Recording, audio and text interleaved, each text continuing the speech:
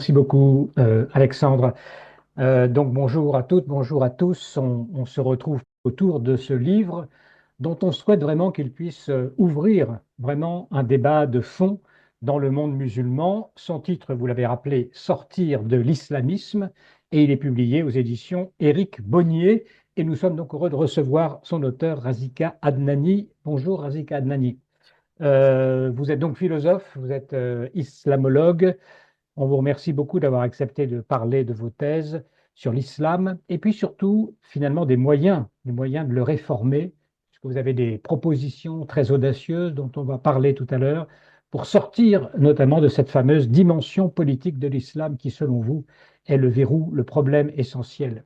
Et puis, c'est donc le philosophe Rémi Brague qui a préfacé votre ouvrage et qui est également avec nous ce soir, va nous aider évidemment à circuler peut-être dans les dédales théologiques des trois grands monothéismes qu'il connaît parfaitement, dont il connaît les principaux et les grands textes. Rémi Brague, bonsoir à vous. Je vous entends. Très bien, je vous souhaite le bonsoir. Et donc, je disais que vous allez nous aider dans notre conversation avec Razika Adnani à essayer de comprendre un peu les enjeux aussi théologiques que vous connaissez bien, donc y compris dans les trois monothéismes fondamentalement.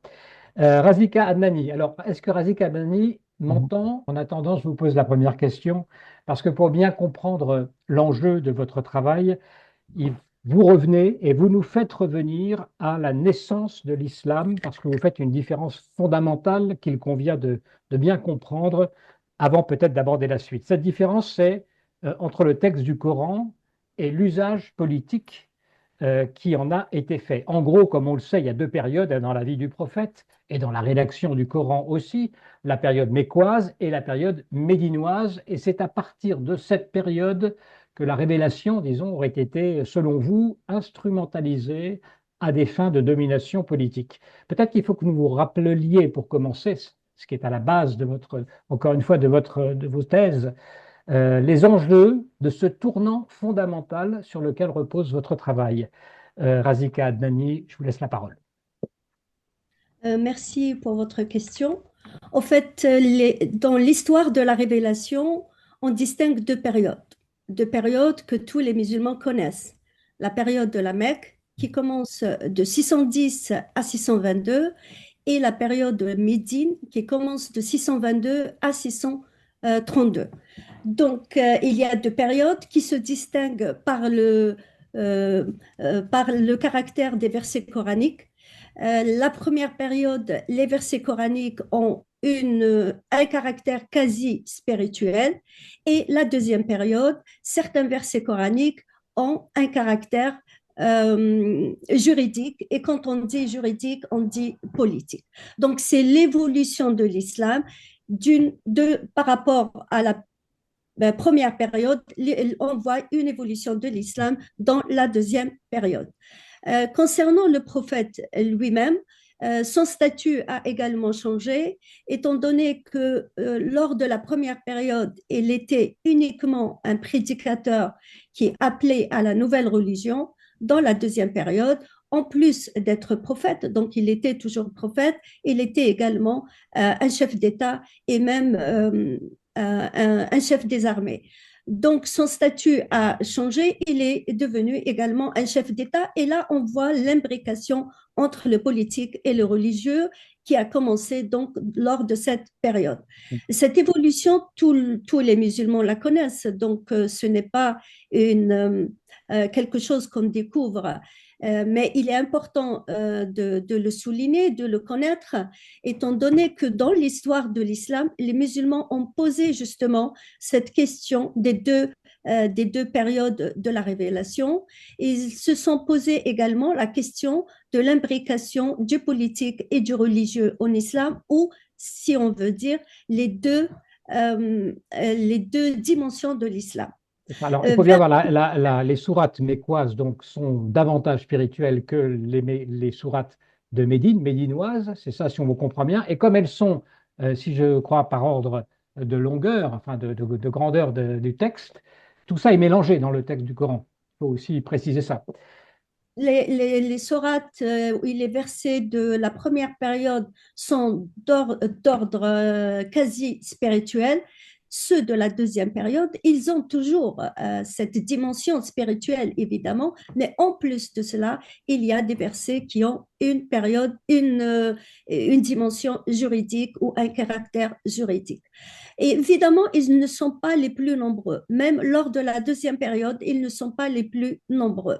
Mais le fait que ils ont un caractère politique et un caractère juridique et que les musulmans conservateurs veulent toujours organiser la société musulmane selon ces règles de la charia qui ne les règles de la charia ne sont pas constituées uniquement des règles coraniques.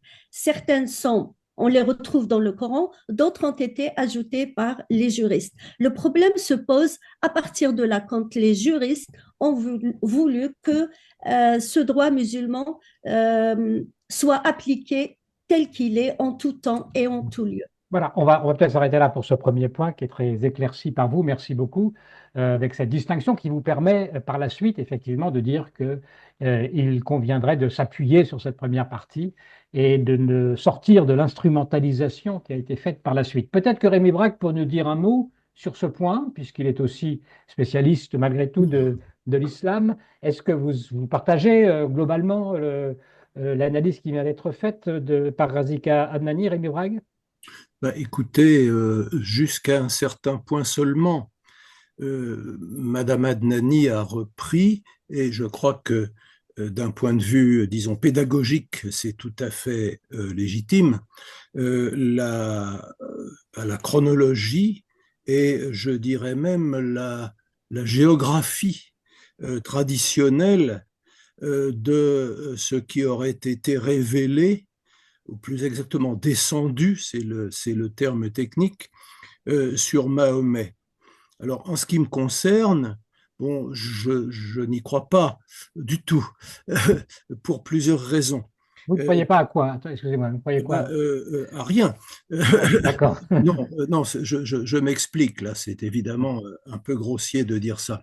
Non, je veux dire que le fait que le Coran ait été descendu à la Mecque, enfin, et ou à Médine, c'est-à-dire dans le Hijaz, enfin dans la partie orientale de la péninsule arabique, est déjà bon, une affirmation qui me semble difficilement tenable, tout simplement parce que certains versets supposent un contexte, si je puis dire, qui est situé beaucoup plus au nord que les deux villes actuelles, les deux villes saintes de l'islam. Par exemple, celui qui parle dans le Coran, bon, est-ce Mahomet, est-ce Dieu, enfin, est-ce un troisième larron, si je puis dire, celui qui parle dans le Coran rappelle parmi les bienfaits que Allah a dispensé aux hommes les richesses agricoles et en particulier les oliviers. Bon. Or, il ne peut pas y avoir d'oliviers dans le Hijaz, c'est beaucoup trop sec, c'est beaucoup trop chaud. L'olivier est une plante méditerranéenne.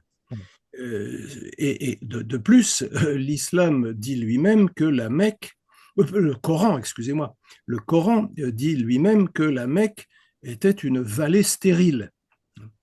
Alors, bon. Oui, je comprends. Oui. C'est-à-dire que bon, ce sont des questions qui peut-être nous amèneront trop loin. Bon, on comprend bien votre point de vue. Je crois la thèse selon laquelle il y a dans le Coran, en tout cas, une partie spirituelle, on va dire, et une partie de juridique et politique, est-ce que vous êtes d'accord qu'on peut faire cette constatation de cette double Alors, tonalité? il y a effectivement de tout dans le Coran, mais savoir si l'on peut répartir, disons, le côté spirituel sur les sourates qui auraient été révélées à la Mecque et le côté que Madame Adnani appelle politique sur les sourates qui auraient été révélées à Médine, ça me semble assez délicat parce que même pour les commentateurs classiques du Coran, les sourates mécoises, les sourates dites mécoises, comportent des inclusions qui auraient été révélées à Médine, et réciproquement, les sourates qui auraient été révélées à Médine contiennent des inclusions qui dateraient de la période mécoise. Alors déjà, c'est très difficile si l'on se place dans la perspective des exégètes musulmans. Et en ce qui concerne les recherches plus récentes, les recherches faites par des savants, quelle que soit leur confession d'ailleurs, mais enfin des savants qui travaillent aujourd'hui, disons, mettent un peu en doute cette répartition entre sourates mécoises et sourates médinoises. Il semble qu'il y ait eu une grande part d'intervention justement des juristes, puisque un verset postérieur par le Coran et par les dignitaires religieux. Merci pour votre question, mais avant de répondre à votre question, j'aimerais revenir quand même sur la période mécoise et la période médinoise. Tout le monde qui a le Coran chez lui et peut l'ouvrir, il va constater que sous le titre de chaque sourate, c'est indiqué si la sourate est médinoise ou mécoise. Évidemment, certaines sourates, il y a un débat au sujet de leur révélation, à ce qu'elles ont été révélées à la Mecque ou à Médine. En fait, là, je ne m'exprime pas bien, mais ce sont des sourates qui ont été révélées quand le prophète vivait à Médine, mais il était en voyage à la Mecque. Et certains se sont posé la question, est-ce qu'il fallait les considérer comme faisant partie des sourates de Médine ou de la Mecque? Okay. Voilà, on va peut-être arrêter le débat de spécialistes. Oui, quand même, il est important que je revienne sur cette question. Pour dire, en effet, il y a certaines sourates, très très peu d'ailleurs, où la question a été posée. Deuxième chose, c'est que le Coran, quand il a été écrit, il n'a pas respecté l'ordre chronologique en dehors de ces deux périodes-là, médinoise et mécoise. Troisième point qu'il faut quand même préciser, c'est que les sourates de la deuxième période, la Médine, ne sont pas toutes d'ordre juridique. Il y a beaucoup de sourates la majorité d'ailleurs de ces sourates et de ces versets ont un caractère spirituel, très peu qui ont un caractère juridique par rapport au nombre des versets et des sourates. Et je ferme la parenthèse de cette période. Reparlons des femmes, si vous voulez bien, et de la manière dont ça a été fondamental. Avant d'aller sur cette question, dans mon ouvrage, dans la première période, dans la première partie, parce que je l'ai présenté en trois parties, la première partie, je l'ai consacrée justement à cette dimension politique, juridique politique qui existe dans la religion musulmane. Et je l'ai évidemment abordée étant donné que c'est la question qui se pose aujourd'hui. Est-ce qu'on peut envisager un islam qui n'est pas un islamisme, c'est-à-dire qui n'est pas un islam politique. Voilà, on a bien compris que c'était tout l'enjeu de notre débat ce soir finalement, c'est-à-dire est-ce que l'on peut réformer l'islam au point d'arriver à retrouver cette source spirituelle dont vous parlez et non pas le carcan juridique. Voilà. Je parle personnellement, je travaille dans le domaine de l'islam depuis maintenant quelques années et je t'ai toujours répété que tous les problèmes qui se posent au sein de l'islam, on pourra réellement les résoudre. Je parle des musulmans, des sociétés musulmanes, que si elles mènent une réforme au sein de l'islam, autrement dit, un travail au sein de l'islam. Évidemment, pour mener ce travail au sein de l'islam et résoudre ces problèmes qui se posent au sein de l'islam, il faut reconnaître que ces problèmes existent au sein de l'islam. Autrement dit, si on considère que ces problèmes existent en dehors de l'islam, qui n'ont rien à voir avec l'islam, la question ne se pose pas. Et donc, on n'a pas l'idée de la réforme de l'islam, dans ce cas, n'aura aucun sens. Alors que, par exemple, en France, depuis maintenant 40 ans, qu'on considère qu'il y a un islamisme qui est l'islam politique et les problèmes se posent donc dans cet islamisme, mais qui n'est pas l'islam. On entend toujours cette idée qui revient. L'islamisme, c'est l'islam politique, c'est un mouvement contemporain qui n'a rien à voir avec l'islam. Cela me rappelle exactement la position des conservateurs musulmans dès les années 1930. Ils ont commencé eux aussi à répéter aux musulmans pour stopper tout projet de réforme de l'islam, parce que les musulmans, au début du XXe siècle, ont commencé certaines réformes. Ils voulaient justement construire un islam nouveau. L'idée de la réforme de l'islam a toujours existé en islam. Il y a eu même des réformes et des contre-réformes, mais ce qui m'intéresse, c'est celle du XXe siècle. Ils ont essayé de mener ce changement au sein de l'islam. C'est à ce moment-là qu'ils ont aboli l'esclavage, par exemple. Ils ont aboli, même si ce n'était pas tout à fait d'une manière totale, la vimitude. Et ils ont aboli aussi d'autres règles. Donc, ils ont commencé ce travail. Les conservateurs ont réagi pour arrêter tout ce travail de changement, de réforme au sein de Et c'est ce l'islam. travail que vous nous proposez de reprendre de l'intérieur de l'islam. Ils ont déclaré, ils l'ont répété aux musulmans, qu'il n'y a aucun problème qui se pose au sein de l'islam, et s'il y a un problème, il est dû aux musulmans et non à l'islam. Donc, dans les deux cas-là dont je viens de parler, on place les problèmes en dehors de l'islam et donc la recherche de solutions en dehors de l'islam. Moi, depuis des années maintenant que je travaille pour dire que je place les problèmes au sein de l'islam afin que le travail de recherche pour sortir de ces problèmes se fasse également au sein de l'islam. Et oui, en pensant donc à l'islamisme, évidemment, et à l'islam politique, l'islam radical, l'islam conservateur, l'islam fondamentaliste, pour savoir comment sortir de ce problème, il faut d'abord savoir comment il s'impose, comment il arrive à s'imposer. Et pour moi, il arrive à s'imposer en commençant par cibler les femmes. Car toujours, l'islamisme, dans tous les pays musulmans, si vous regardez, et même en Occident, c'est toujours les femmes qui sont les premières cibles de l'islamisme. Et donc, la deuxième partie de mon ouvrage, je consacre à l'islam et pour pose à la femme, est-ce que ces règles sont légitimes? Comment il arrive à les imposer aux femmes? Et quel est l'objectif de les imposer d'abord aux femmes? Car en réalité, l'islamisme ne cible pas uniquement les femmes, il cible également les hommes. Mais pourquoi il commence par les femmes? Et c'est la question que je me suis posée. Évidemment, je suis arrivée à la conclusion, et cette conclusion, c'est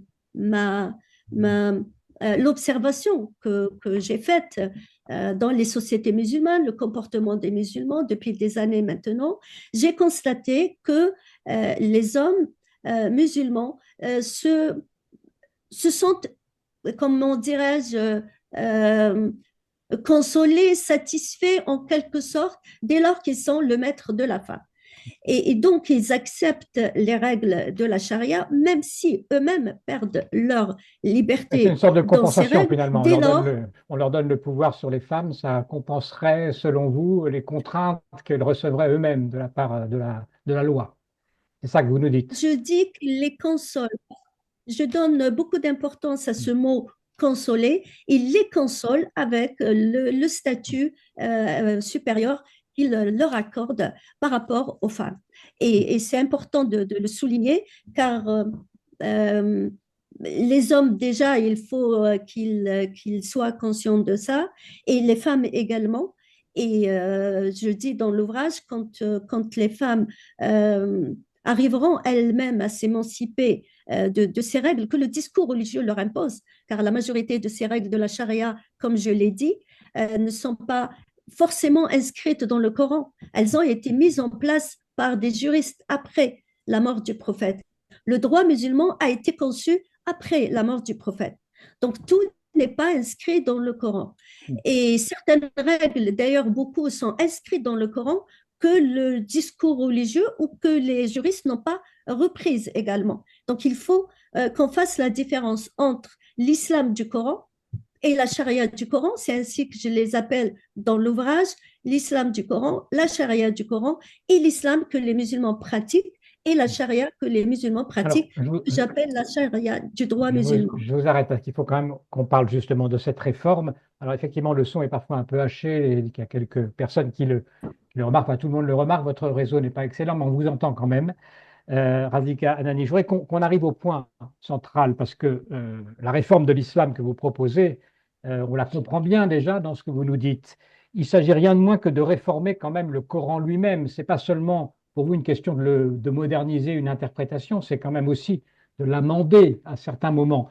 Je vous pose la question que vous soulevez vous-même dans le livre. Est-ce qu'une réforme de l'islam qui passerait par une révision du texte coranique est seulement envisageable et est-ce que vous ne demandez pas quelque chose de totalement impossible, d'incompatible avec le système de l'islam de l'intérieur? Je n'ai jamais dit qu'il fallait réformer le Coran. Non, au contraire, dans le livre, je dis que le Coran est le livre sacré des musulmans et je le respecte et il faut le respecter. Si on ne considère plus le Coran comme livre sacré, il n'y a plus d'islam. Donc, le livre fondateur de l'islam est le Coran. Et je n'ai jamais dit qu'il fallait réformer le Coran, ni qu'il fallait supprimer certains versets du Coran. Tout ce que je dis dans l'ouvrage, c'est que le musulman ne mette pas en pratique toutes les recommandations qui existent dans le Coran. Et aujourd'hui, ils peuvent refaire ce travail. Si hier, ils ont pris certains versets, pourquoi aujourd'hui, ils ne prendraient pas d'autres versets et ils laisseraient tomber ceux qui ne sont pas compatibles avec l'époque actuelle. D'autant plus qu'il y a certains versets là, coraniques. vous êtes en train de nous dire quand même qu'il y aura une réforme du texte, enfin, ou en tout cas de mise de Pas côté du d'un certain nombre texte, de choses. non. C'est le travail que les musulmans ont fait à partir du texte. Je parle du travail des musulmans et non pas du texte. Le texte coranique, c'est un texte sacré et personne ne peut le toucher et je ne me permettrai pas de le dire. Mais je parle du travail que les musulmans ont fait à partir du texte. Celui-là, c'est un travail humain et le travail humain, il peut être refait. Ne pas accepter que le travail peut être refait, c'est sacraliser le travail humain dans ce cas. Et si je sacralise le travail humain, cela ira en contradiction avec le dogme de l'islam qui dit que seul le Coran est un livre sacré. Alors, je Donc, vais redonner la il est parole à Rémi important de Brague dans un souligner. instant, mais je comprends bien, on vous comprend bien, Madame Adnani. Mais quand même, avant de donner la parole à Rémi Brague, finalement, vous souhaitez détacher, ça vous le dites clairement, l'islam de la loi islamique, donc de la charia. Est-ce que ces deux aspects ne sont pas quand même irréductiblement liés, la loi et son application? Tout d'abord, je répétais, je l'ai bien souligné dans le livre, que cette question des deux dimensions de l'islam n'est pas nouvelle en islam. Donc, je ne suis pas la première à poser la question de ces deux dimensions de l'islam. Elle a été posée dès dès le 8e siècle, c'est-à-dire après la mort du prophète. Et certains ont même revendiqué un islam quasi spirituel. Autrement dit, ils voulaient que la partie juridique de l'islam soit considérée comme une partie conjonctuelle qui concernait Médine à l'époque du prophète et qu'elle n'était pas applicable en tout temps et en tout lieu. Donc la question a été posée. Elle a été reposée aussi au XXe siècle, au début du XXe siècle, par des intellectuels qui voulaient savoir si les musulmans devaient se moderniser, comment faire si il y a une charia qui, elle, est figée au 1er siècle de l'islam. Ce que je dis dans l'ouvrage, d'ailleurs, le terme charia, j'ai précisé que le terme charia ne concerne pas uniquement les règles juridiques. Charia, c'est beaucoup plus large que cela. Il concerne toutes les règles qui organisent la vie des musulmans, qu'elles soient les pratiques du culte, donc on est dans le domaine là spirituel, ou de l'organisation de la société.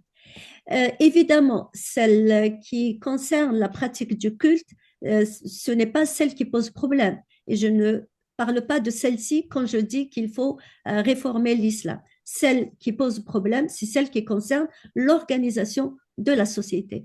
Donc, même si je dis qu'il faut faire cette réforme de l'islam, dans ce cas, je ne dis pas qu'il faut abandonner toute la charia, étant donné qu'il y a de la charia qui concerne la pratique du culte. Cependant, ce que je dis, les règles qui concernent l'organisation de la société, beaucoup d'entre elles ne sont plus applicables aujourd'hui.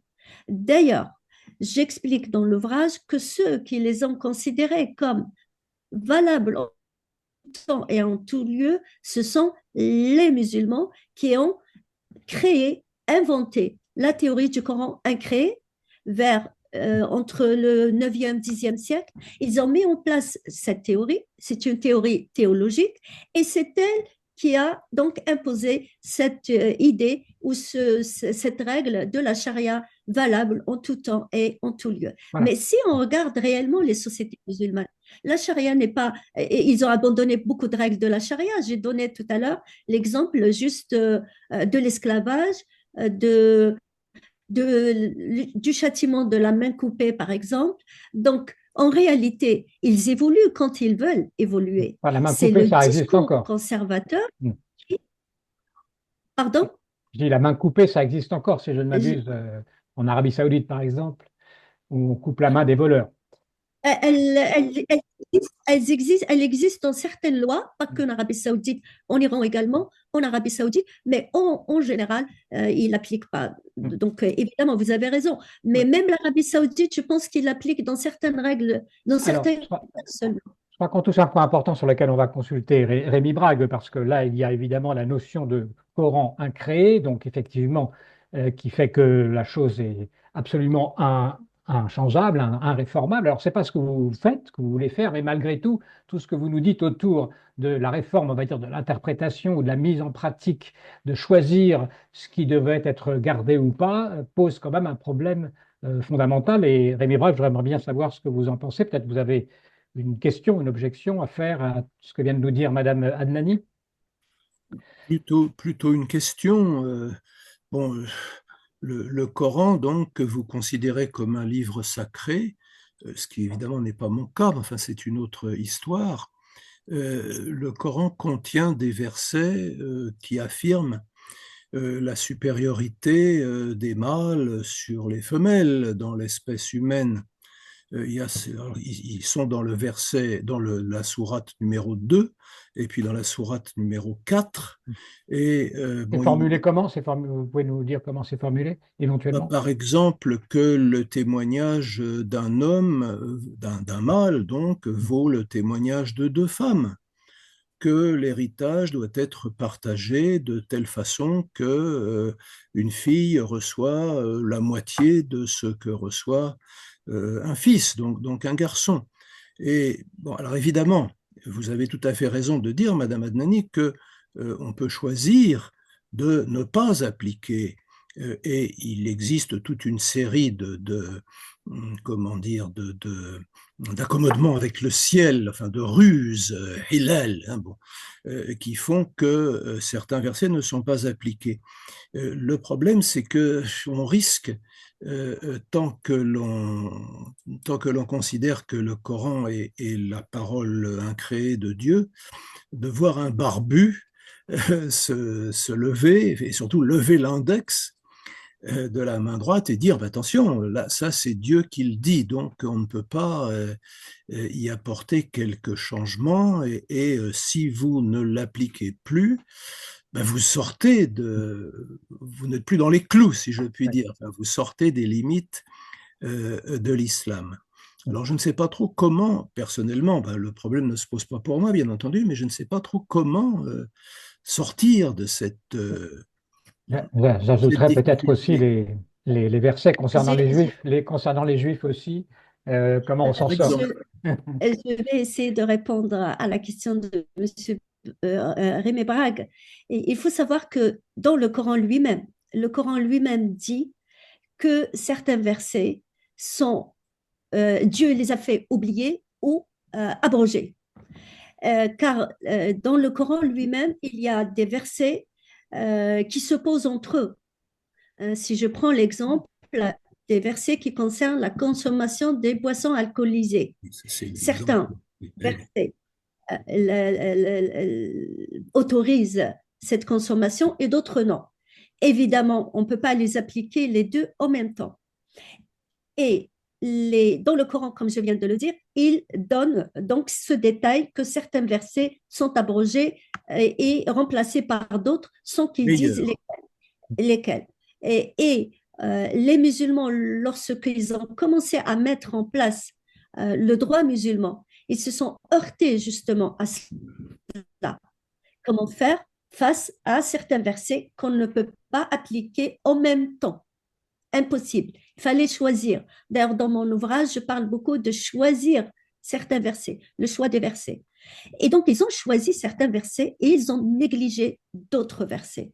Et je le répète depuis des années maintenant que les musulmans ne mettent pas en pratique tous les versets coraniques, qu'ils ont choisi certains, ils ont négligé d'autres.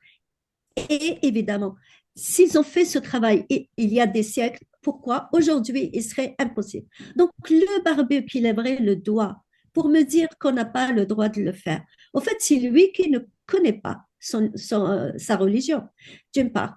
D'autre Ouais, part, les musulmans eux-mêmes, les juristes musulmans, ont mis en place ce qu'on appelle le principe de l'abrogeant et l'abrogé, pour dire que même sur ce point-là, je n'invente rien. Même sur ce point-là que je suis en train de vous dire, choisir certains versets et abandonner d'autres, c'est connu en islam. Oui, Il bien suffit sûr. d'aller aujourd'hui sur le site de l'Arabie saoudite, le ministère des Affaires religieuses saoudien, vous allez trouver une liste. Elle est en arabe, je ne sais pas si elle est en anglais également.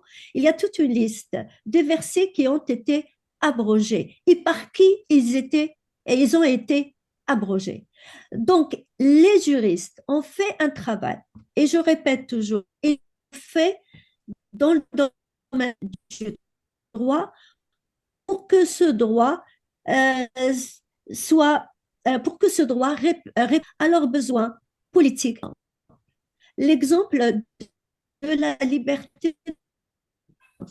Moi-même, j'ai compté dans le Coran, j'ai trouvé au moins 28 versets coraniques qu'on peut interpréter et dire que le Coran, selon ces versets, reconnaît la liberté de conscience.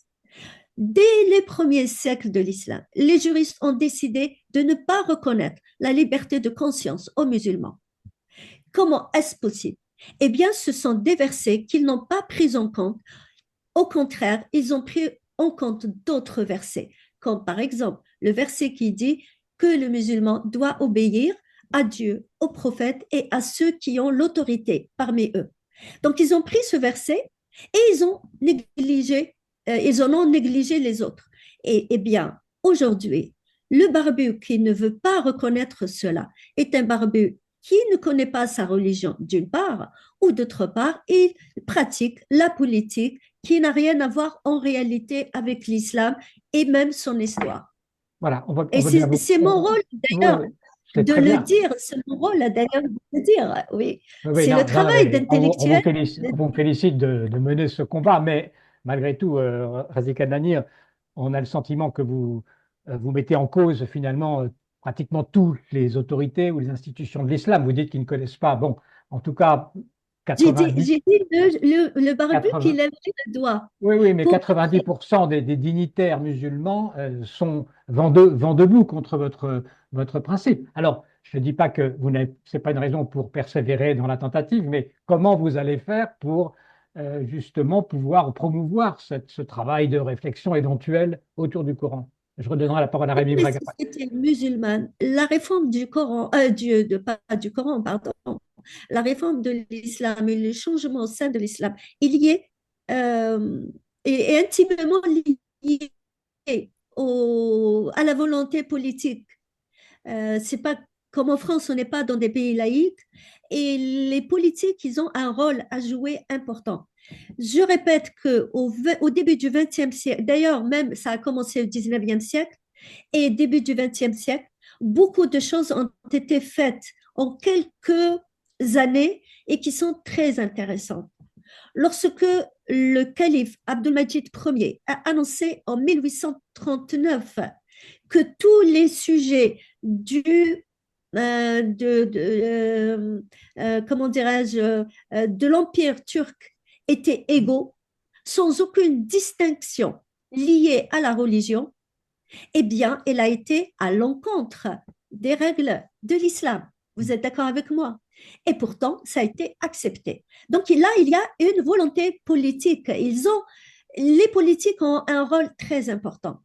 Lorsqu'ils ont décidé d'abolir l'esclavage, évidemment, par exemple, en 1900, je pense, non, en 1855, une fatwa a été lancée en Arabie Saoudite pour dire que l'abolition de l'esclavage était interdite en islam.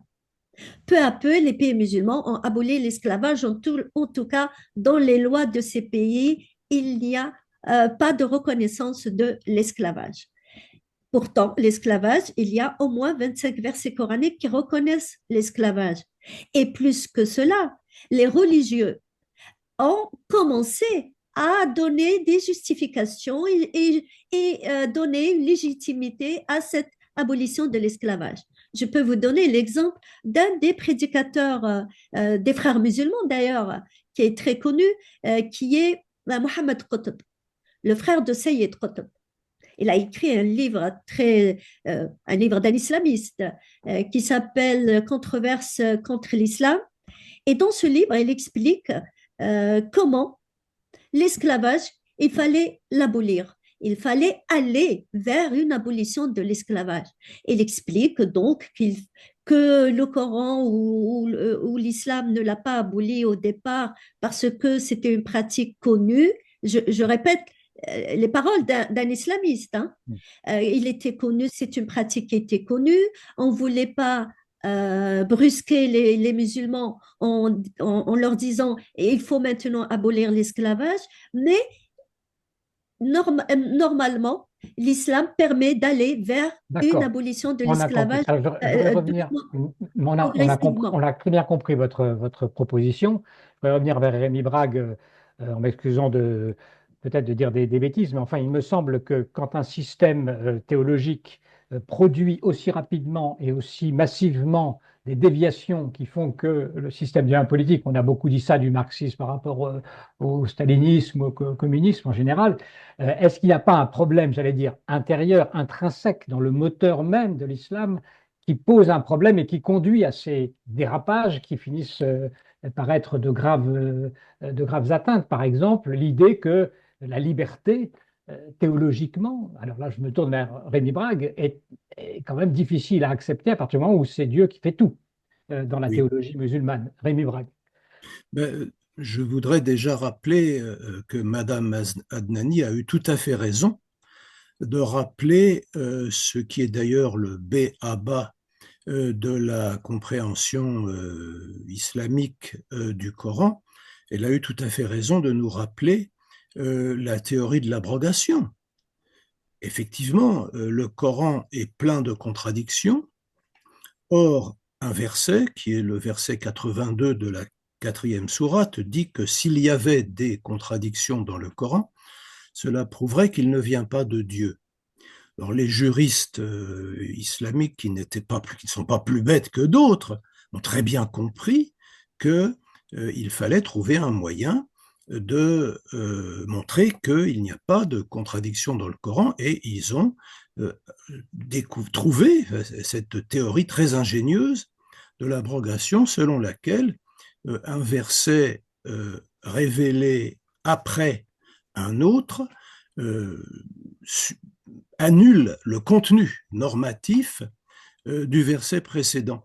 Le problème étant que, en ce qui concerne le statut de la femme, que les versets qui la rabaissent sont dans la sourate 2 et la sourate 4, qui sont toutes les deux des sourates médinoises et assez tardives.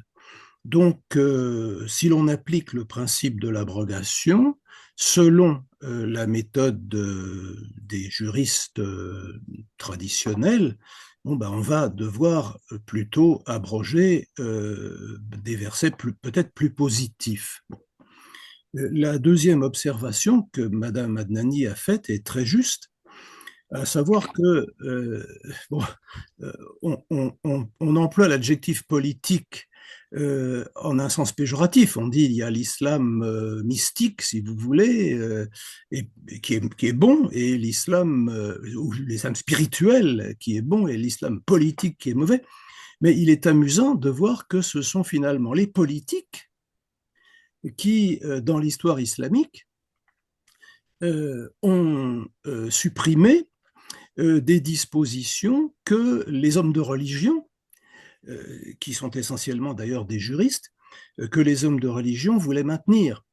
Lorsque les dirigeants ottomans ont eh bien, affirmé, par exemple, vous avez tout à fait raison de citer ça, l'égalité de tous leurs sujets, ça n'était pas non plus sans tenir compte de la pression que les puissances occidentales exerçaient sur la Sublime Porte, enfin sur l'Empire ottoman.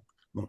Et ce sont les politiques qui se sont montrés plus pragmatiques, plus habiles, et donc par le contenu de leurs dispositions, plus libéraux, enfin plus, comment dire, plus justes, je crois, au sens qui est le nôtre, que ce que les hommes de religion auraient souhaité. Donc il y a ce paradoxe, si vous voulez, l'islam politique, l'islam que vous appelez politique, a plutôt été tenu en lisière par les politiques. Rémi Brague, est-ce que ça veut dire globalement que vous êtes sceptique sur la réussite éventuellement de cette réforme aujourd'hui concrètement là? Est-ce qu'on peut imaginer que les propositions de Mme Adnani puissent, disons, se répandre, que certains dignitaires les adoptent et qu'on aille vers ce chemin-là? C'est pas l'impression qu'on a quand on regarde ce qui se passe. Mais est-ce que vous pensez aujourd'hui possible? Je suis d'un tempérament assez pessimiste d'une manière générale. Donc je me méfie de mon propre pessimisme. Enfin, je suis sceptique envers mon scepticisme.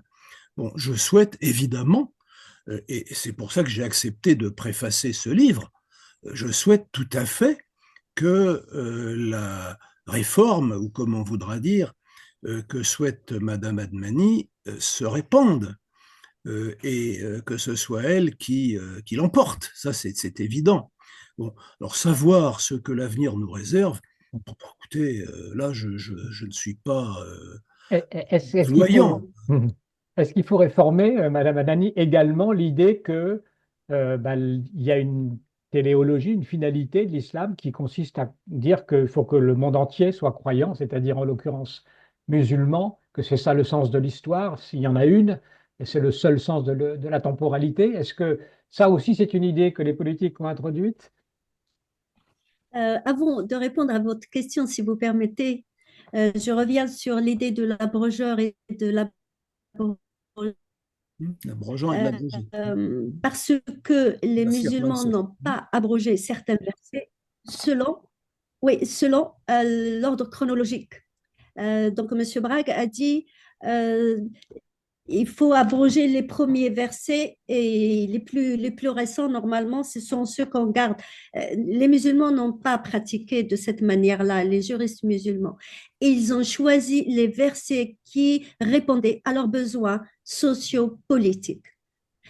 Donc, quand on regarde les versets qui ont été abrogés, on va retrouver toujours des explications comme quoi ce verset, on ne peut pas l'appliquer parce qu'il y a telle et telle condition. Et ça n'a rien à voir avec l'ordre chronologique.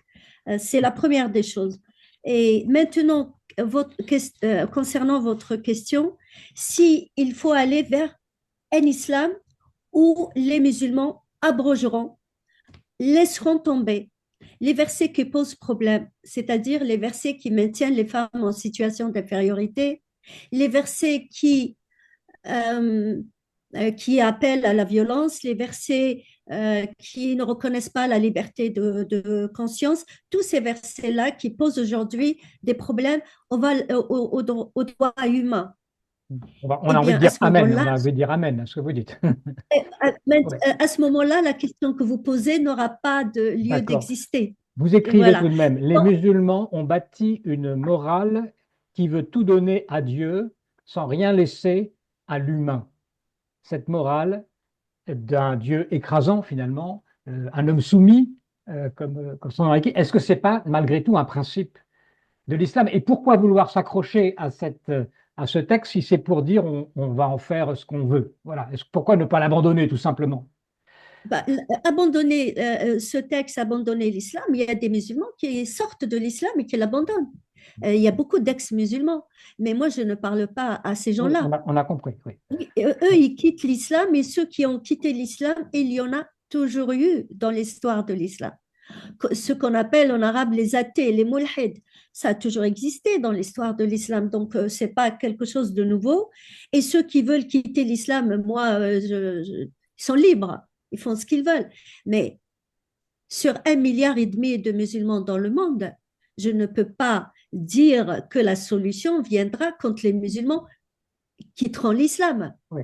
Je ne vois pas cette solution. Aujourd'hui, combien de personnes, vous parlez d'1 milliard donc, peuvent être sensibles à ce que vous nous dites aujourd'hui, Razika Adnani? Je termine d'abord mon idée. La deuxième chose, Hmm. c'est que moi, je travaille comment un musulman peut être musulman, mais différemment. Donc, ce n'est pas mon rôle de lui dire quitte l'islam, mais mon rôle à moi, c'est de dire comment les musulmans peuvent être toujours musulmans, mais différemment. D'ailleurs, je parle dans le livre d'un islam fondé sur les droits de l'homme, les droits humains, c'est-à-dire le respect de l'égalité et le respect de la liberté. D'ailleurs, si ils refont le travail qu'ils ont fait en se fondant sur le principe d'égalité et de liberté, eh bien, ils choisiront automatiquement d'autres versets. Alors, Je pense que c'est clair. voilà, je vous pose la question. À mon avis, il y a peu de dignitaires aujourd'hui, de ceux qui ont les manettes, on va dire, théologiques de l'islam qui vous suivront, mais est-ce que cette réforme que vous voulez de l'intérieur peut séduire aussi des musulmans plus simples ou la masse des musulmans dont vous nous parlez? Est-ce que vous avez des Je idées pense là-dessus? qu'aujourd'hui, je Est-ce pense que, qu'aujourd'hui, est-ce que il vous y a avez des échos? Est-ce que vous avez des échos à ces propositions que vous faites? je pense qu'aujourd'hui, il y a beaucoup de musulmans qui veulent que ça change, qui veulent être musulmans différemment. Je pense qu'il y a beaucoup de jeunes qui sont demandeurs de ce changement au sein de l'islam. Ils n'ont pas envie de quitter leur religion, mais ils n'ont pas non plus envie de l'appliquer comme le discours religieux la propose aujourd'hui. Le discours religieux lui-même, si la majorité de la population change, il sera obligé de changer, de suivre. Et le discours religieux changera si la politique change. Comme je l'explique d'ailleurs dans le livre, j'explique comment au début du XXe siècle, les religions ont accepté beaucoup de changements parce qu'ils étaient aussi sous une autorité politique qui, elle, voulait le changement. Aujourd'hui, que pensez-vous de l'Arabie saoudite? Elle change bien l'Arabie saoudite parce que le roi a envie que ça change. Donc, je pense que dans les pays musulmans, et je le dis dans le livre, une grande responsabilité revient aux politiques. Mais ce n'est pas mon rôle à moi de dire aux politiques Moi, je parle l'islam. Est-ce qu'il y a une possibilité d'être musulman différemment ou pas? Oui, il y a une possibilité d'être musulman différemment, sans aller à l'encontre de nos valeurs d'aujourd'hui. Et Merci. en Oui. étant musulman, évidemment, c'est-à-dire croire au prophète, croire à Dieu. Les trois principes de l'islam, c'est le Coran, l'existence de Dieu et la prophétie de Mohammed. Pour moi, ce sont les trois piliers de l'islam. Donc, un musulman peut continuer de croire à ces trois principes et de changer dans sa pratique, dans sa compréhension et dans le choix des versets qu'il fait. Merci beaucoup. On va s'arrêter là. Je vais redonner la parole à Rémi Braque quand même pour conclure parce qu'il y a beaucoup de personnes qui posent des questions, qui veulent intervenir. En tout cas, on va voir ce que garder quand même une demi-heure qui nous reste pour les questions de ceux qui nous écoutent. Rémi Braque, un dernier mot peut-être? Bon, une phrase simplement. Ce que vous avez dit, Madame Anani, prouve que là, je suis tout à fait d'accord que la véritable séparation qu'il convient de faire, ça n'est pas entre islam et islamisme, puisque vous dites dans votre livre que c'est une distinction qui ne tient pas. La véritable distinction, c'est entre islam et musulman, hein, entre, disons, les principes de l'islam, dont l'intangibilité du Coran comme révélé par Dieu, comme descendu de Dieu, pardon, et les musulmans de chair et d'os, enfin les hommes et les femmes qui bon, vivent dans une ère civilisationnelle d'islam et qui sont de confession musulmane. Et bon, ces gens-là peuvent, je crois, en prendre et en laisser. Voilà.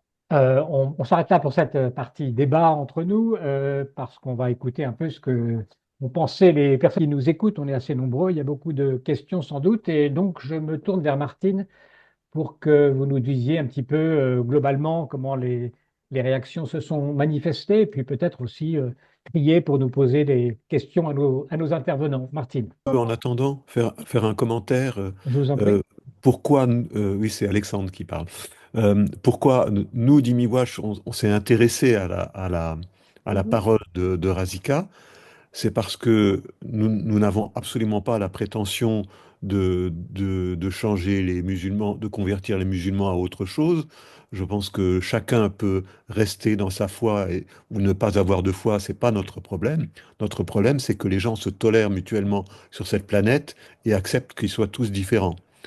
C'est ça que nous voulons. Donc, pour moi, l'approche de Razika qui propose aux musulmans une manière d'y arriver, pour moi, c'est exactement ce qui va dans le bon sens. Alors, il y aura toujours un barbu qui va arriver le doigt levé, ça c'est sûr. Dans toutes les religions, il y a toujours eu des barbus qui arrivaient le doigt levé et qui menaient à la catastrophe. Peut pas demander aux gens de se créer, mais on peut leur demander de se tolérer et de se respecter. Merci. Alors, Martine, donc on vous Alors, écoute si vous avez la possibilité de nous dire un petit peu ce bah, que le chat nous raconte. alors, il y a eu beaucoup de réactions. Je vais surtout m'attacher, pardon, aux questions parce qu'il y a eu des remarques, etc. Il y a eu d'abord des questions d'ordre, je dirais, de compréhension peut-être. Une des questions, moi, qui m'a paru intéressante, c'est de dire, est-ce qu'il y a deux Corans? Est-ce qu'il existe deux Corans? Un qui soit chiite et un qui soit sunnite? Euh, et quelles seraient les différences? Et puis, dans cette série de questions-là, la question qui se posait, c'était de savoir si chaque pays publiait son propre texte. Quelle serait l'édition originale, la première, voilà. Et toujours dans cette même série de questions sur l'origine du Coran, c'est qui a couché par écrit le Coran? Qui l'a formulé, oui, parce qu'il y a la parole, mais à un moment, qui a écrit, comment ça s'est passé? Y a-t-il une démarche d'interprétation exégétique et de questionnement du Coran qui accompagne aujourd'hui sa pratique? Voilà, c'est un petit peu déjà cette Très bien. première Alors, c'est série de effectivement, questions. peut-être que je vais donner d'abord la parole à Rémi Brague sur ces questions qui sont des questions un peu, disons, théologiques. Bon, il est clair qu'il n'y a pas un Coran sunnite, un Coran chiite. On est d'accord que le texte est le même, la référence est la même. Il n'y a pas plusieurs Corans qui circulent sur la planète ou est-ce que, oui, peut-être des variantes? C'est à moi de parler, Oui, là, oui, oui. oui, c'est à vous Donc, que je pose la question. écoutez,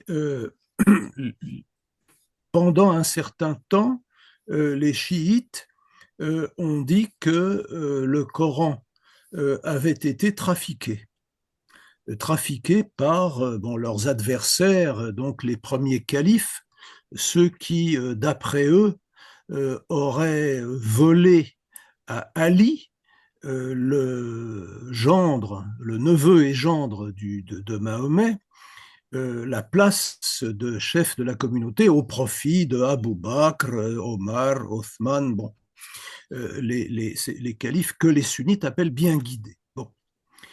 Mais au bout d'un certain temps, et en particulier maintenant, eh bien, les chiites ont adopté, dans la pratique en tout cas, le même texte que celui des sunnites.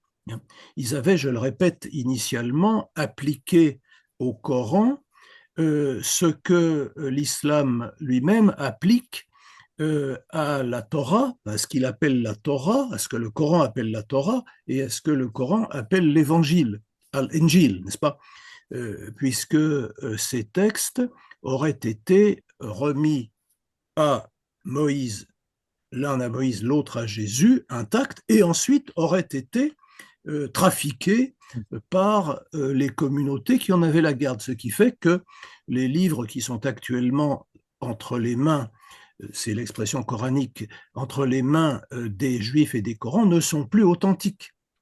Et donc, bon, ne contiennent que des erreurs. En tout cas, contiennent essentiellement des erreurs, puisqu'ils n'annoncent pas ce qu'ils auraient dû faire s'ils n'avaient pas été trafiqués, la venue du prophète Mohammed. Bon. Maintenant, les chiites bon, ont à peu près le même texte que les sunnites. Mais d'une manière générale, le problème du texte du Coran se pose. Il n'existe pas de texte d'édition critique du Coran. On y travaille, il y a toutes des équipes qui y travaillent, je ne sais pas si ça verra, ça verra jamais le jour.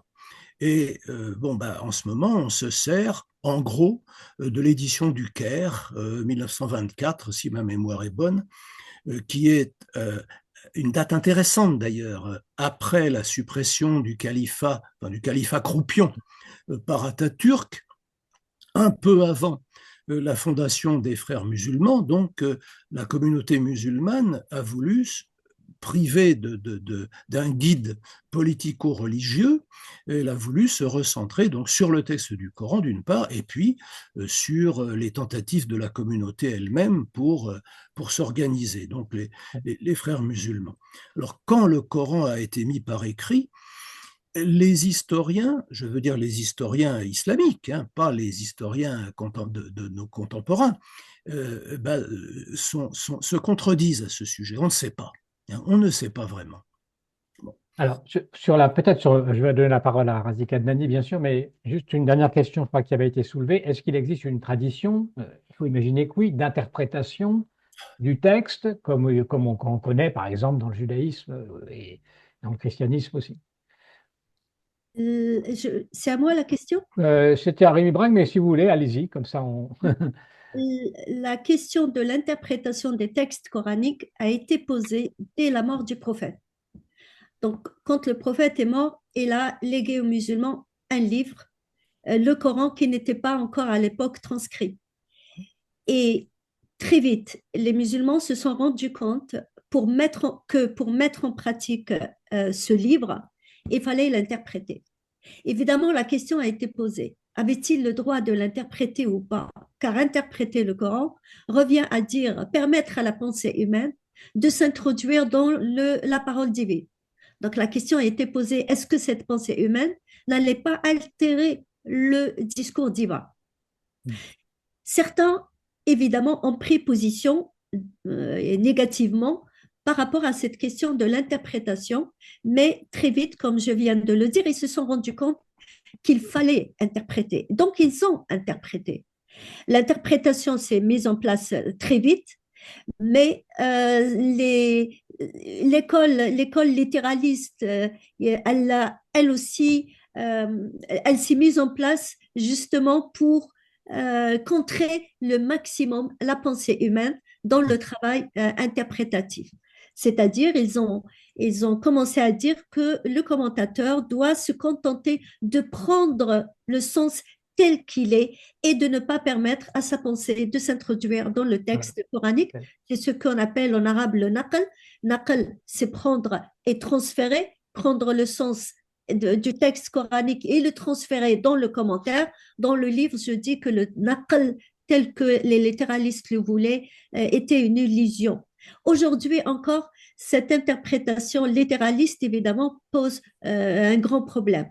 Mais comme moi je le dis dans l'ouvrage, la solution n'est pas seulement, elle ne réside pas seulement dans la réinterprétation des textes coraniques, pour dire que le problème ne se limite pas à l'interprétation.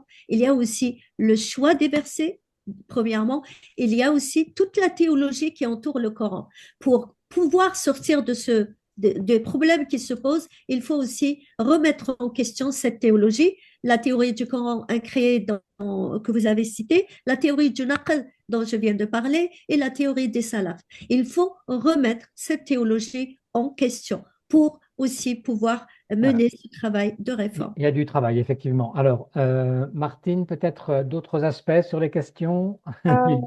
Ouais, il y a pas mal. Il y a eu cette question effectivement qui revient de façon assez récurrente sur l'histoire du fait que le Coran a été révélé en fait après la Bible chrétienne et la Torah.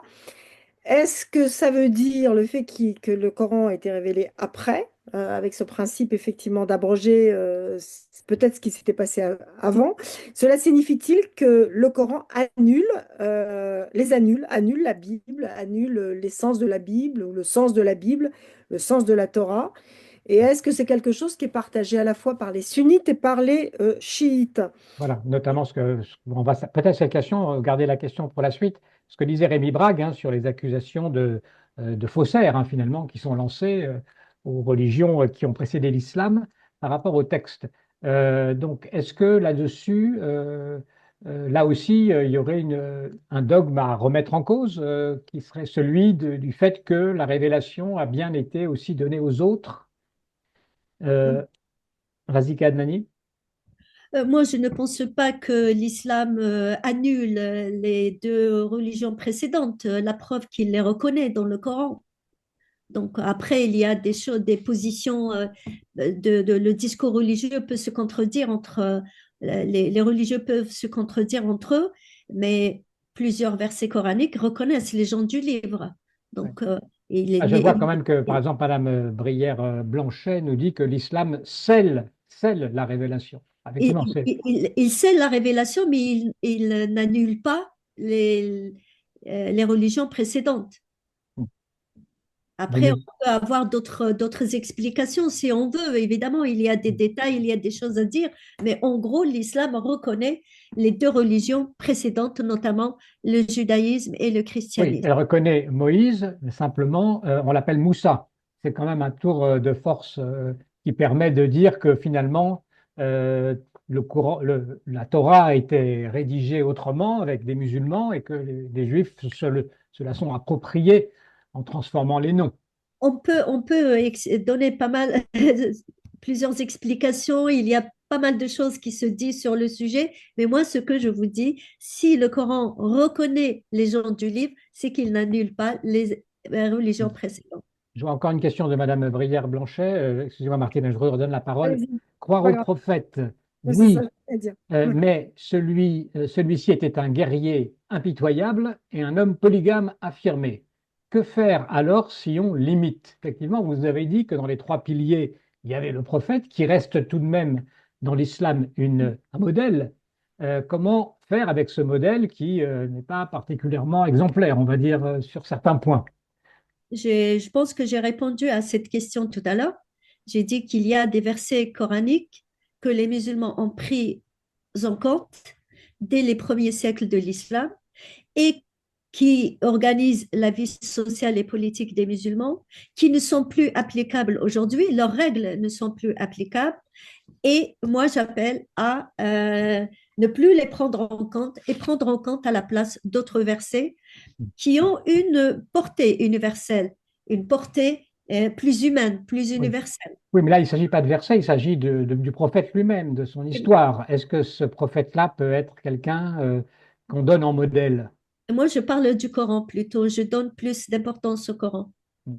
Mais est-ce que justement le prophète Mahomet est considéré comme un modèle ou pas du tout, où il y a effectivement on cherche à s'en écarter? Est-ce qu'on le considère comme un modèle ou est-ce qu'au contraire, on essaie de prendre de la distance ou en tout cas un certain discernement par rapport au prophète justement? Parce que c'est des choses aussi qui ont été un peu posées tout au long du fil de questions. Je pense que si on veut avancer aujourd'hui, il faut, personnellement, j'appelle à travailler dans le domaine du Coran, prendre en compte le Coran comme un livre qui est révélé et refaire le travail qui a été fait à partir du Coran. Alors, il y a eu aussi des... La vie du prophète a été écrite par les musulmans. D'ailleurs, plusieurs années après la mort du prophète, les hadiths ont été écrits 150 ans après la mort du prophète. Les spécialistes du hadith, 150 ans après la mort du prophète, quand ils ont commencé à transcrire les hadiths, c'est-à-dire l'apparition des recueils des hadiths, ils se sont trouvés face à une problématique très compliquée. C'est le nombre très élevé de hadiths qui, on voyait clairement que certains n'étaient pas des hadiths authentiques. Ils ont commencé à faire un travail de tri. Avant de faire ce travail de tri, ils ont mis en place des méthodes de travail, notamment la méthode de Bukhari, la méthode de Muslim, pour mener ce travail de tri. Mais c'est un travail humain. La méthode elle-même a été mise en place par des êtres humains. Et les êtres humains ne sont jamais parfaits. Donc ce travail reste le travail d'un être humain. Certes, les musulmans ont essayé de sacraliser les recueils de hadith et les ont appelés Sahih al-Bukhari, l'authentique de Bukhari et l'authentique de Muslim. Aujourd'hui, dans le monde musulman, et cette authenticité de ces recueils ont été remises en question. D'ailleurs, quand l'héritier du trône saoudien est arrivé au pouvoir, il y a, je pense, 5 ans à peu près, il a immédiatement justement remis en question ce qu'on appelle l'authentique al-Bukhari et l'authentique de Muslim. Et il a affirmé clairement que ce sont des livres qui ont été écrits par des êtres humains et eux-mêmes, ils ont mis en place une méthode et cette méthode, on peut la remettre en question. Personnellement, je ne vais pas rentrer dans les hadiths parce qu'on ne s'en sortira jamais. Alors, je me concentre sur le Coran. Alors, il y a toujours cette question, effectivement, d'un texte révélé et puis d'une loi qui doit s'appliquer par les hommes, forcément, par définition. Rémi Brague, là, dans les trois religions, finalement, chacun s'en est sorti un peu différemment par rapport à la référence au texte et à la pratique et l'interprétation qu'on peut en avoir. Est-ce que vous pouvez nous dire peut-être, par exemple, bon, le judaïsme, effectivement, considère qu'il y a un texte intouchable malgré tout, mais qui en même temps peut être interprété d'une manière à faire rentrer l'idée dans le réel par l'action et non pas d'écraser le réel par la loi. Écoutez, il faut reprendre la question de ce que l'on appelle les trois religions, ce qui est d'ailleurs une manière déjà islamique de poser la question, puisqu'il y en a beaucoup plus que trois. Mais enfin bon. Monothéiste, on va dire. Eh ben oui, il y a aussi beaucoup de monothéismes qui ne sont ni juifs, ni chrétiens, ni musulmans. Enfin, Aristote était monothéiste, les philosophes néoplatoniciens étaient monothéistes, Xénophane, le présocratique, était monothéiste, les bahaïs sont monothéistes, les hindouistes de plus en plus reconnaissent qu'au fond, ils adorent une seule divinité. Enfin bon, ne nous laissons pas avoir par cette ritournelle des trois monothéismes. Enfin, j'ai eu l'occasion, excusez-moi, j'ai eu l'occasion de hacher menu comme chair à pâté ces expressions, les trois monothéismes, les trois religions du livre, les trois religions d'Abraham, ce sont trois manières de se tromper. Bon. Alors écoutez, en ce qui concerne le statut du texte, il est évidemment tout à fait différent dans les trois religions.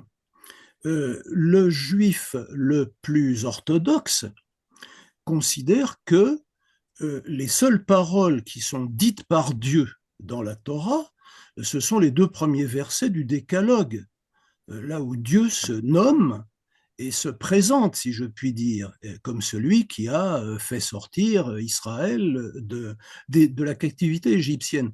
Tout le reste, c'est de Moïse. Les livres historiques sont de Samuel, les psaumes sont de David, etc. Ce sont des œuvres humaines. Bien. En ce qui concerne le Nouveau Testament, le Nouveau Testament n'est pas un livre sacré au sens où il serait la parole de Dieu. La seule parole de Dieu pour le dogme chrétien, c'est celui que les chrétiens appellent le Verbe, à savoir Jésus-Christ, bon, Fils de Dieu, le dernier mot de Dieu, si je puis jouer un petit peu sur le mot Verbe. Bien. Le Coran, en revanche, est censé avoir été dicté par l'intermédiaire de l'ange Gabriel, si vous voulez, par Dieu au prophète Mahomet, même s'il a été mis par écrit plus tard. Bon, alors là aussi, je l'ai rappelé, à des dates qui varient suivant le témoignage des historiens de l'islam primitif, des historiens musulmans de l'islam primitif.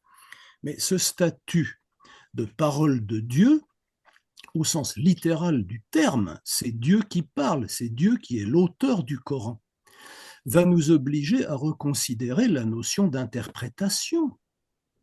Car enfin, nous qui sommes de tradition juridique occidentale, nous entendons par interprétation, excusez-moi, le fait de remonter de la lettre, par exemple d'un texte de loi, à l'intention du législateur. Alors ça se pose comme ce que les juristes appellent le jugement d'équité. Lorsque l'application stricte d'un texte mènerait une injustice flagrante, on se demande, bon, qu'est-ce que voulait le législateur? Quelle était son intention? Et à ce moment-là, on applique ou on n'applique pas, suivant que l'on a acquis une meilleure compréhension de l'intention de l'auteur. Bon. Mais si l'auteur d'un texte est Dieu, bon, Dieu n'est pas limité dans le temps et dans l'espace. Il est éternel et il est omniscient. Donc, il doit savoir ce qu'il voulait. Il a dit ce qu'il voulait. Et il l'a bien dit. C'est ce que répond d'ailleurs un texte que je cite, je ne sais plus si c'est dans mon bouquin, enfin, non, c'est pas celui-là, c'est dans celui sur la loi de Dieu, un bouquin antérieur, une histoire qui se passe au tout début de l'islam. On demande un compagnon demande à un autre, bon, qu'est-ce que voulait dire Dieu? Et il répond, Dieu a bien dit ce qu'il voulait dire. Point. Voilà. Et alors dans ce cas, comment interpréter? On ne peut pas dire Dieu s'est mal exprimé. On ne peut pas dire il a mal choisi ses mots. Alors la seule latitude d'interprétation qu'on va avoir, c'est de déterminer avec le maximum de précision possible et en se fondant sur l'usage de l'arabe ancien, par exemple en ayant recours à la poésie dite pré-islamique ou des débuts de l'islam, on va se demander quel va être le sens très très précis des mots. Mais à aucun moment on ne prétendra revenir de la lettre, monter, de la lettre à l'esprit, de la lettre à l'intention, puisque Dieu a dû prévoir tous les cas possibles à l'avance, puisqu'il est éternel, et s'exprimer comme il fallait. Je me permets aussi, avec votre permission bien entendu, dire que l'islam reconnaît, que le Coran reconnaît les religions antérieures. C'est pas tout à fait le cas. Il reconnaît l'image qu'il se fait des religions antérieures. C'est-à-dire que la religion de Moïse était très bonne à son époque. La religion de Isa, Jésus si vous préférez, était très bonne à son époque. Mais depuis, les deux ont été déformés trafiqués par ceux qui auraient dû en être les gardiens fidèles. Et par exemple, regardez l'attitude du Coran vers les Juifs. Elle est très positive tant qu'il s'agit des fils d'Israël, tant qu'il s'agit de raconter à nouveau frais l'histoire de Moïse. Mais lorsqu'il s'agit de parler des Juifs contemporains du prophète, bon ben, ce sont eux qui ont déformé les Écritures. Ce sont eux qui ont dit « nous avons entendu et nous désobéirons » dans une sorte de parodie de la phrase biblique « nous avons entendu et nous le ferons ». Hein. Alors, même chose pour le christianisme. Jésus, c'était très bien à son époque, mais les chrétiens concrets, les chrétiens que connaît le musulman, ben, c'est tout autre chose. Donc, l'objet que reconnaît l'islam, les objets religieux que reconnaissent l'islam, sont des objets virtuels. Voilà, bon, je ne sais pas s'il faut que vous répondiez, on va peut-être retourner du côté de Martine, s'il y a encore un ou deux points peut-être avant qu'on termine, parce que En on fait, n'est pas loin de la fin. il y a une très très grosse question sur la question de l'islam et la compatibilité avec la laïcité. Alors, je ne sais pas si c'est vraiment le sujet de notre Bon, soirée. on va dire que comme c'est peut-être l'une des dernières C'est questions, peut-être un peu. apparemment, moi si je comprends bien ce que nous dit Madame Adnani, ça semble tout à fait compatible. Mais je vous laisse répondre, Razika Voilà, je la Adnani. pose parce que ça peut permettre effectivement de finir la soirée d'une certaine Voilà, et puis de retourner sur des questions contemporaines aussi. Voilà. Razika Adnani, donc, Ce- islam et laïcité compatibles. Votre islam à vous, réformé, serait-il compatible avec la laïcité? Dans le livre, justement, j'explique que l'objectif final de cette réforme, c'est de séparer l'islam de cette dimension politique. Ici, on le sépare de sa dimension politique. Et si l'organisation politique revient à l'État et non à la religion, eh Oui, bien, il sera compatible avec la laïcité, évidemment. oui, Est-ce possible ou pas? Il y a des pays musulmans qui reconnaissent la laïcité. Aujourd'hui encore, on a l'Azerbaïdjan, qui est un pays laïque, l'Albanie, qui se déclare comme un pays neutre, la Turquie se déclare comme un pays laïque, même si c'est une laïcité différente de la laïcité française, même s'il y a un retour du conservatisme et du religieux, mais ce sont des preuves qui nous permettent de dire, s'ils veulent les séparer, ils peuvent le faire. Je répète toujours que l'être humain a la volonté de faire et il peut faire quand il veut, quand cette volonté est présente. Donc, quand la volonté est présente, on peut faire beaucoup de choses. Quand cette volonté n'est pas présente pour des raisons diverses et généralement des raisons de pouvoir et de politique, on dira qu'on ne peut pas réformer, on ne peut pas faire. Donc, je pense que le rôle plutôt revient à l'être humain et il peut faire beaucoup de choses s'il veut le faire. Mon rôle à moi, c'est juste de dire comment on Voilà, peut le votre rôle à vous, très courageuse finalement. parce Je voulais, que pour terminer, vous poser une toute dernière question plus personnelle. Est-ce que vous avez des retours dans le monde musulman de ce que vous dites et peut-être aussi des menaces par rapport à votre action, votre pensée? je pense que les menaces aujourd'hui, c'est tout le monde qui est menacé aujourd'hui. Hein. Dès Non, lors, mais personnellement, je veux dire, personnellement. je dirais que tout le monde aujourd'hui, dès lors que vous parlez, et il y aura des gens qui vont vous menacer ou vous critiquer d'une manière très virulente. On est dans l'ère de la critique virulente, des insultes et des menaces. Donc, je ne fais pas exception et je pense que personne aujourd'hui ne fait exception et c'est très malheureux d'ailleurs. Je préfère que les gens discutent et échangent avec des arguments et non pas avec des insultes et des menaces. Voilà.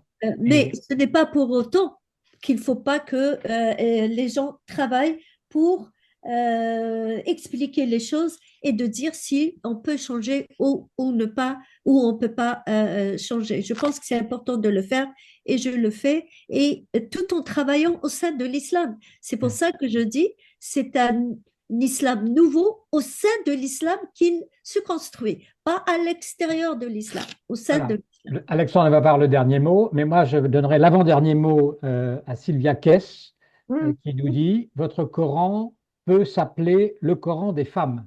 Vous êtes d'accord?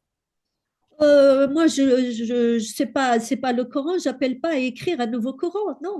Le Coran des femmes, c'est-à-dire où la femme, puisque la femme est la Disons, clé quand même de cette question. l'islam des femmes, si elle veut, mais moi, j'appelle pas un islam des femmes, j'appelle un J'entends islam bien.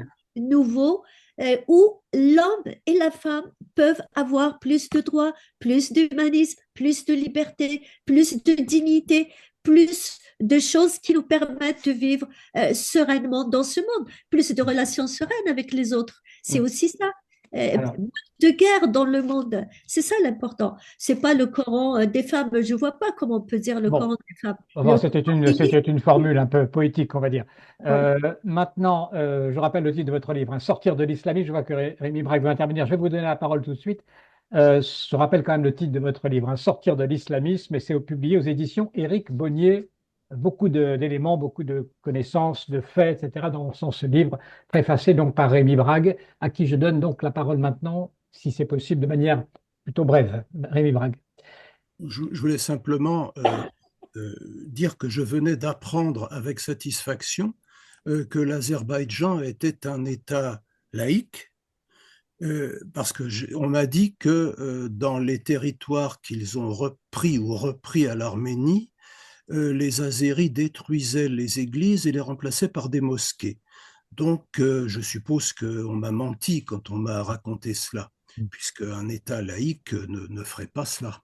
Ouais, il y a un petit peu d'ironie peut-être là dans Oh, la- C'est pas si l'on fait, mais un État laïque, il peut faire aussi, il peut y avoir des choses qui se passent pas bien, mais en tout cas, l'Azerbaïdjan, dans sa constitution, se déclare comme un pays laïque. Et d'ailleurs, beaucoup de pays africains se déclarent comme des pays laïques, même je les ai pas cités parce que je pense que ça reste au niveau de la constitution, alors que l'Azerbaïdjan va au-delà, c'est-à-dire on le voit aussi dans le droit, dans l'organisation de la société. Maintenant, est-ce qu'il y a certaines dérives?